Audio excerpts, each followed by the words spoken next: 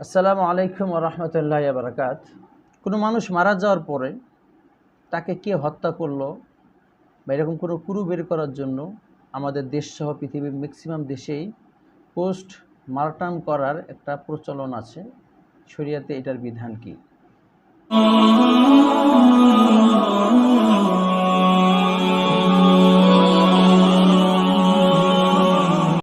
এর সহজ উত্তর হলো, একটা মানুষ মারা যাওয়ার পরে তার সাথে এমন কাজ করা হারাম যে কাজগুলো তার জীবদ্দশায় করা হারাম। জীবদ্দশায় একটা মানুষকে বিনা প্রয়োজনে যেভাবে পেট কাটাকাটি করা, হাত কাটাকাটি করা হারাম, ঠিক মারা যাওয়ার পরেও একান্ত ঠেকা ছাড়া বিনা প্রয়োজনে তার পোস্টমর্টেম করা হারাম।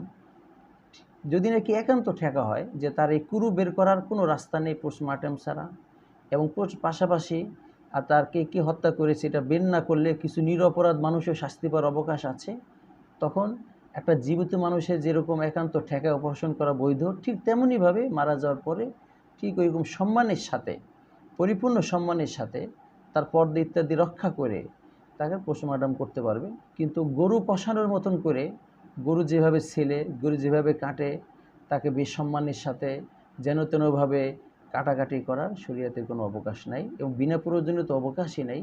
আল্লাহ আমাদেরকে মৃত ব্যক্তিদেরও পুরোপুরি অধিকার রক্ষা করা, যেটা শরীয়ত আমাদের জন্য ফরজ করে দিয়েছেন, তার অধিকার রক্ষা করা, তার সম্মান রক্ষা করা, পালন করার মতন তৌফিক আমাদেরকে, আমাদের রাষ্ট্রকে দান করেন। আমিন।